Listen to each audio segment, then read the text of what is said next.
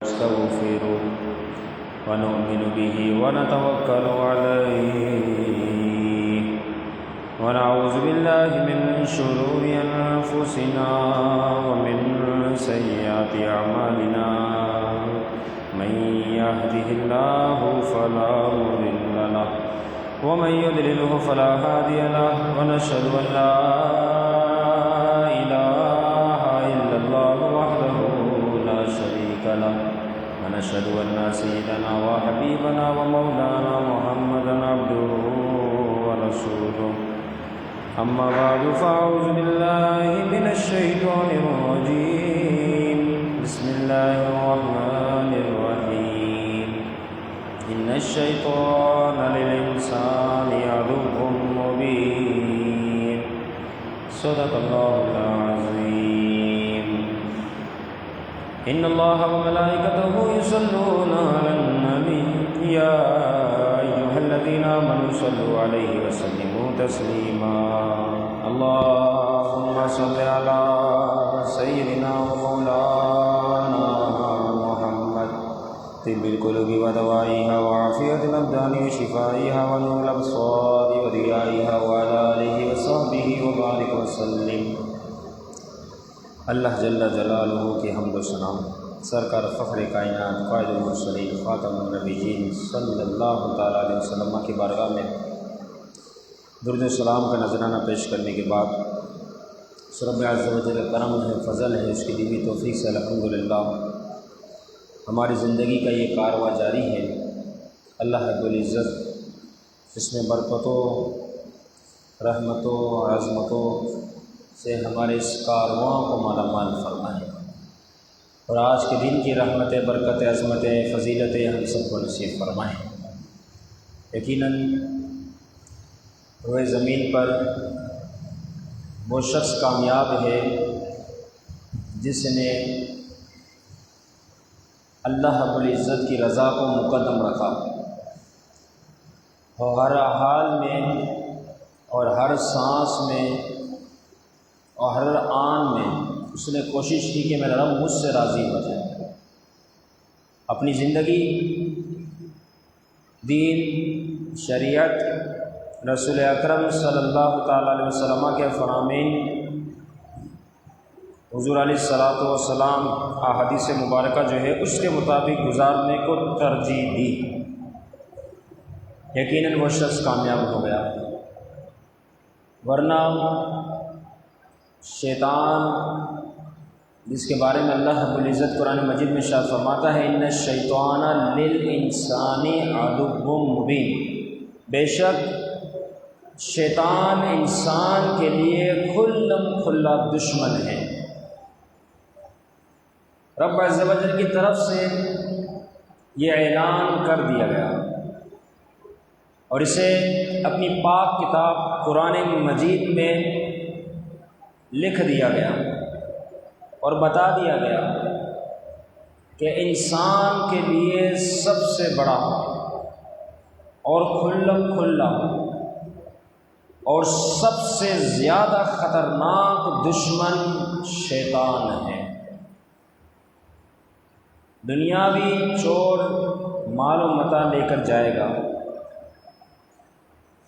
لیکن شیطان اتنا خطرناک دشمن ہے کہ وہ ایمان پر حملہ کرتا ہے، کہ جس کی وجہ سے بندے کی دنیا بھی گئی، آخرت بھی گئی، اور سارے اعمال برباد کر دیے گئے۔ اتنا سخت اور اتنا خطرناک دشمن ہے کہ انسان کے پیچھے پڑا ہے، تاکہ انسان اگر نیک اعمال کسی طرح کرنے میں کامیابی ہو جائے تو ان نیک اعمال کو بھی وہ ضائع کر دے، وسوسے دلا کر، راہ سے ہٹا کر، کفر کی طرف لگا کر، والعیاذ باللہ۔ علم والوں کو عمل سے دور کرتا ہے، اور عمل والوں کو اخلاص سے دور کر دیتا ہے۔ ایک طبقہ وہ ہے جس نے علم حاصل کیا تو شیطان اس کے پیچھے پڑ جاتا ہے کہ علم تو حاصل کر لیا اس نے، اب اسے عمل سے دور کر دیا جائے تاکہ اس کا علم جو ہے بیکار ہو جائے، کیونکہ علم بغیر عمل کے کوئی فائدہ نہیں۔ پھر جب وہ پوری کوشش کرتا ہے اور کسی طریقے سے ناکام ہوتا ہے کہ علم والوں کو عمل سے دور کرے، اور علم والا عمل کرنے میں بھی کامیاب اگر ہو جاتا ہے تو پھر اس عمل کرنے والے کو وہ اخلاص سے دور کر دیتا ہے، کیونکہ جو اس کے پاس علم تھا اس کے مطابق اس نے عمل کیا، اب عمل تو کر لیا، اب وہ دکھاوے کی صورت پر آ گیا، اب اس کا اخلاص اس سے دور کر دیا۔ اتنا سخت اور اتنا خطرناک یہ دشمن ہے۔ امام غزالی علیہ رحمہ جو متوفی ہے، جن کا وصال ظاہری پردہ 505 ہجری، اتنے پرانے بزرگ، 900 سال سے بھی زیادہ وقت گزر گیا، وہ نقل فرماتے ہیں کہ سب انسان جو ہے مردہ ہے، سارے انسان، اور فرمایا زندہ وہ ہے جسے اللہ نے علم عطا فرمایا ہے۔ علم والے زندہ ہیں، اور فرمایا علم والے بھی سوئے ہوئے ہیں، بیدار وہ ہیں جو عمل والے ہیں، کیونکہ علم تو حاصل کر لیا لیکن اگر عمل سے دور ہے تو فرمایا وہ تو ایسے ہے جیسے کہ سوئے ہوئے ہیں، اور فرمایا عمل والے بھی خسارے میں ہیں، نقصان میں ہیں۔ کون سا شخص محفوظ ہے؟ فرمایا اس خسارے میں جو محفوظ رہنے والا شخص ہے، فائدے میں رہنے والا وہ ہے اخلاص والا، جسے اللہ نے اخلاص کے لیے عطا فرمایا، علم بھی دیا، عمل کی توفیق بھی ہوئی، اور اس کے بعد اخلاص پر آ گیا۔ پھر آگے فرماتے ہیں اخلاص والے بھی خطرے میں ہیں، وہ شیطان جا بجا اس پر حملہ کر رہا ہے، اٹیک کر رہا ہے، پہلے علم سے دور، ناکام، عمل سے دور، ناکام، اخلاص سے دور، پھر ناکام، تو فرمایا اخلاص والے بھی خطرے میں ہیں، اور وہ شخص خطرے سے باہر ہے جو تکبر سے دور ہوا، جس کے پاس تکبر نہیں۔ یہ ساری کیٹیگری یہ ہے کہ علم ہے تو اس کے بعد ساتھ عمل بھی ہے، پھر ساتھ اخلاص بھی ہے، پھر ساتھ تکبر نہ ہو۔ جیسا علم حاصل کرنے سے پہلے بندے کی نوعیت، اس کی حیت، اس کے معاملات تھے، علم آنے کے بعد تو اس کو اور زیادہ جھک کے آگے پیش ہونا ہے، کیونکہ پھلدار جو درخت ہوتا ہے وہ ہمیشہ جھکا ہوا ہوتا ہے۔ اکڑ کس میں ہوتی ہے؟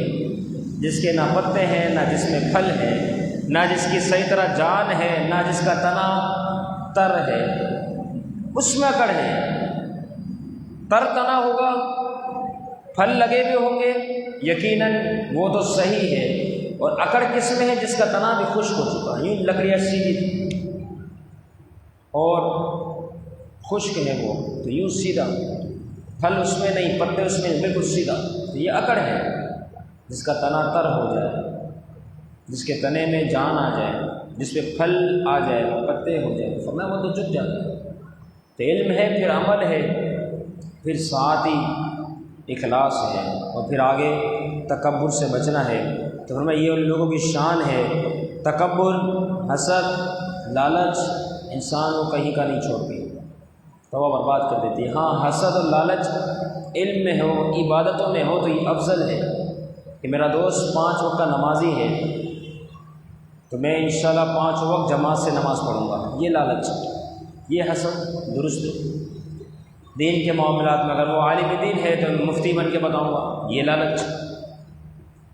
علم اور دین کے معاملات میں آگے بڑھنا یہ تو افضل ترین عمل ہونا چاہیے، اس طریقے سے کہ وہ قرآن مجید آدھا پارہ پڑھتا ہے، روز میں 1 پارہ پڑھ کے بتاؤں گا، یہاں تک تو لالچ صحیح ہے۔ لیکن ہم تو دنیا داری لالچ میں مشغول ہو گئے کہ اس نے اتنا کما لیا تو میں اس سے زیادہ کما کے بتاؤں۔ یہ شیطان سارے معاملات اس قسم کے کرواتا ہے کہ وہ اگر مہینے کے 1 لاکھ کما رہا ہے تو مجھے 1.5 لاکھ کمانا ہے، وہ اگر 12 گھنٹے محنت کرتا ہے مجھے 16 گھنٹے محنت کرنی ہے۔ یہ اس کاموں میں لالچ بھی ہے، حسد بھی ہے، کینہ بھی ہے، سارے معاملات ہمیں نظر آتے ہیں۔ لیکن عبادتوں کے معاملات میں کوئی ہمیں بتائے کہ فلاں بندہ تہجد بھی پڑھتا ہے، فلاں بندہ فجر کی نماز جماعت سے پڑھتا ہے، تو ہمارا کبھی بھی دل یہ نہیں کرتا کہ ہم بھی ایسے ہو جائیں۔ اس قسم کے معاملات ہیں۔ اب دیکھیں لالچ کتنا سخت معاملہ ہے، اور کس قدر لالچ کی طرف بندہ بڑھتا ہے، تیزی سے بڑھتا ہے، تیزی سے۔ ایک شخص نہر کے کنارے موجود ہے، لکڑہار ہے، غریب شخص ہے، بیوی بچی کا بچوں کا پیٹ پالتا ہی انہی لکڑوں کی وجہ سے۔ اب کلاڑی ہاتھ میں ہے، کام کر رہا ہے، اچانک سے کلاڑی اچھلنے کے ساتھ جو ہے نہر میں گر گئی۔ اب یہ شخص سر پکڑ کے بیٹھ گیا، کیا کرے، روتا رہا، آدھی رات ہو گئی۔ حضرت خضر علیہ السلام آ گئے۔ حضرت خضر علیہ السلام کا آنا ہوا، پوچھنے لگے یہ شخص تو کیوں روتا ہے؟ وہ کہنے لگا کہ میں یہاں صحیح سالم بیٹھا تھا، کام کر رہا تھا، میری کلاڑی، چونکہ میں لکڑہار ہوں، بیوی بچوں کا پیٹ اسی سے پالتا ہوں، یہ کام کرتے کرتے نہ جانے کیا ہوا کہ یہ اڑ کر جو ہے وہ نہر میں گر گئی۔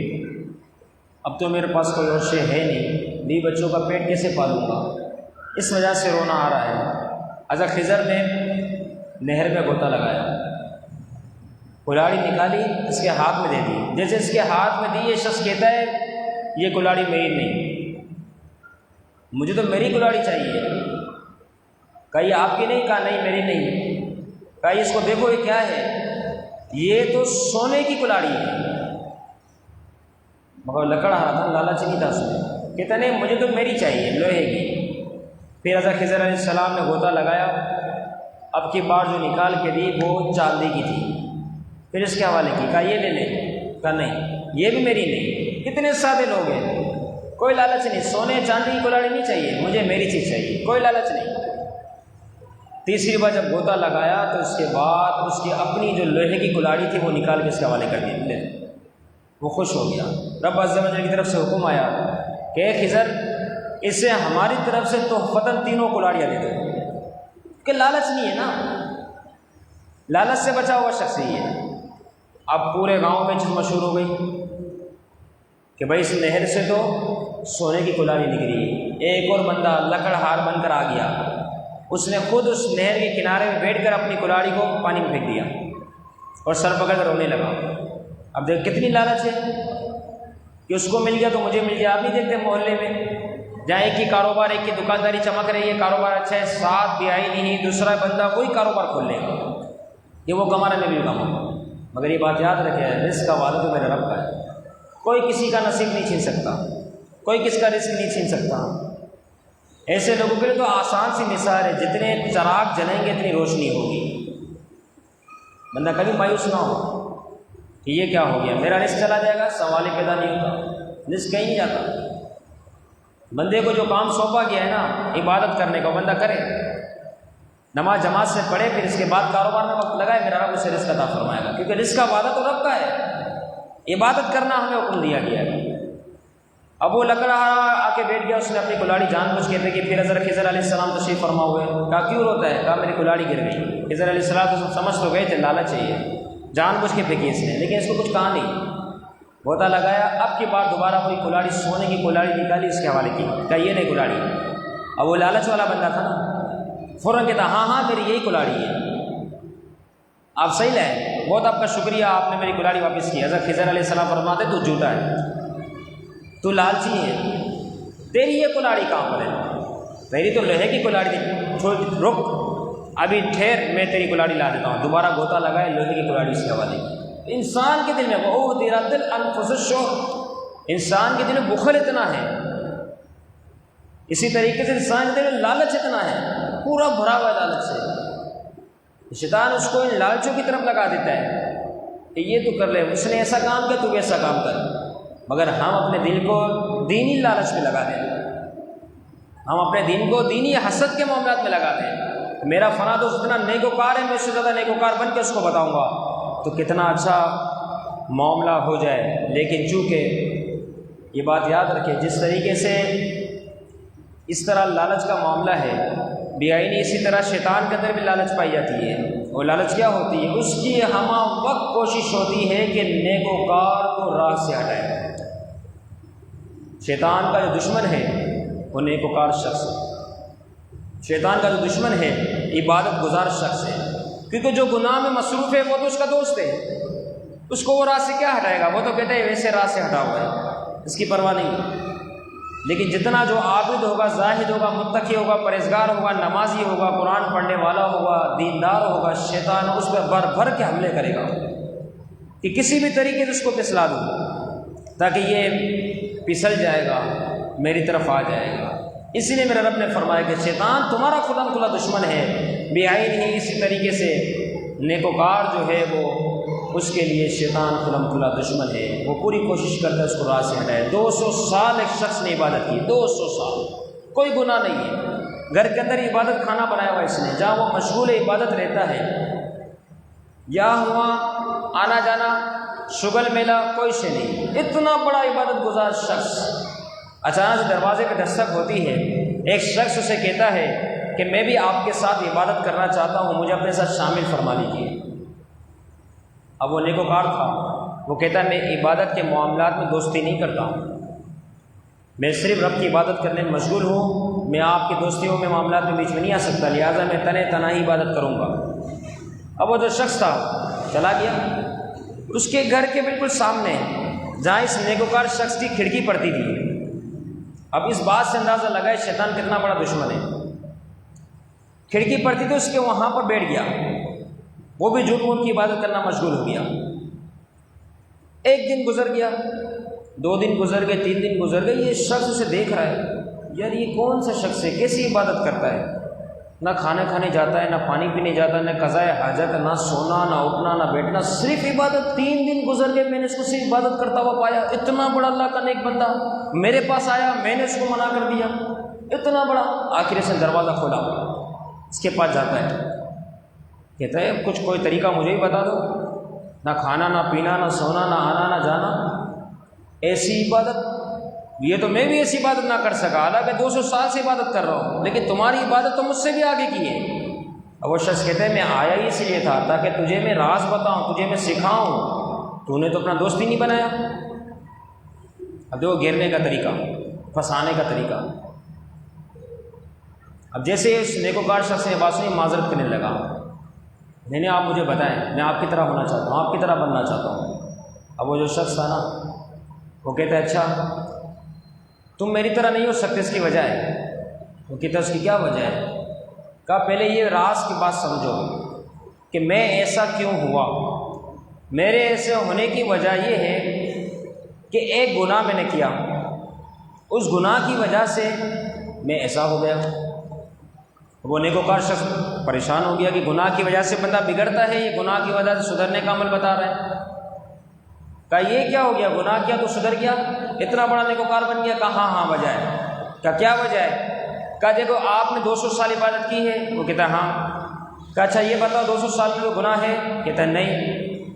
تو جب گناہ ہے ہی نہیں تو پھر عبادت ہی ہوتی رہے گی، اور کھانا پینا بھی اس میں ہوگا، سونا بھی ہوگا، سارے معاملات بھی ہوں گے، لیکن جب تو ایک گناہ کر دے گا، کہتا ہے جیسے میں نے گناہ کیا، اب میں نے جب ایک گناہ کیا نا تو یہی راز جاننا چاہتا ہے نا کہ مجھے نیند نہیں آتی، کھاتا پیتا نہیں، کیا وجہ ہے؟ وجہ یہ ہے کہ میں نے ایک گناہ کیا، صرف ایک گناہ جب میں نے کیا نا، اب میں جب کھانا کھانے کے قریب جاتا ہوں مجھے وہ گناہ یاد آ جاتا ہے، میں کھانا چھوڑ دیتا ہوں۔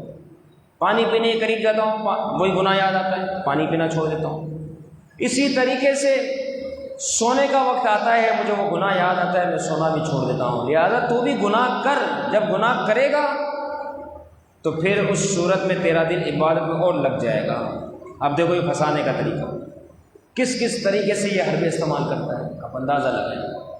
اب وہ نیکوکار شخص جس نے کبھی گناہ نہیں کیا، وہ کہتا ہے اچھا گناہ کرنا ہوگا، کون سا گناہ؟ تو اس شخص نے کہا بدکاری کر لیں۔ اب وہ نیکوکار شخص کہتا ہے کبھی بھی نہیں، یہ تو بہت بڑا گناہ ہے۔ کہا اچھا پھر ایک کام کر قتل کر دے۔ کہا یہ تو اس سے بڑا گناہ ہے۔ پھر وہ کہتا ہے چل ایک کام کر شراب پی لے۔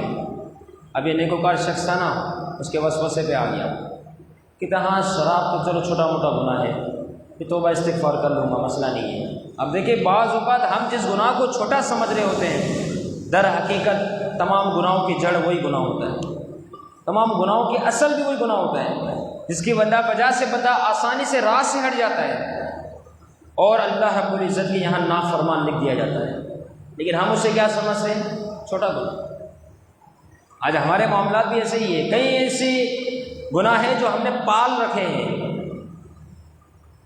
ہم میں سے ہر شخص جانتا ہے۔ نیکیوں کے ساتھ ساتھ گناہوں کا سلسلہ بھی ہمارا ہے الیاذ باللہ، جسے ہم نے پال رکھا ہے، جان بوجھ کے کرتے ہیں وہ گناہ، جان بوجھ کے، کیونکہ ہمارا ایک سلسلہ بنا ہوا ہے کہ یار نیکیاں تو اتنی ساری کی بھی ہے، اب یہ گناہ بھی ساتھ ساتھ ہمارے ہو رہے ہیں، حالانکہ نیکیاں بھی کر رہے ہیں لیکن گناہ بھی ساتھ سلسلہ چل رہا ہے۔ تو یاد رکھے، کیا پتہ وہی گناہ جو اللہ کو ناراض کر رہا ہو، ہمیں پتہ نہ ہو، اور ہم نیکوکار کی طرح عبادتوں والا وقت گزار رہے، ساتھ ہم نے گناہوں کا بھی سلسلہ شروع کیا ہوا، اسی گناہ سے رب ناراض ہو رہا ہوں۔ اب اس شخص کا بھی یہی حال ہوا، اس نے کہا ٹھیک ہے شراب پی لیتا ہوں، یہ تو چھوٹا گناہ ہے۔ اس نے شراب پی، شراب پینے کے بعد نشہ ہوا، تو نشے کے بعد بدکاری بھی ہو گئی اس سے، جب بدکاری ہوئی تو پھر آگے بڑھ کے اس نے قتل بھی کر دیا، تینوں گناہ ہو گئے۔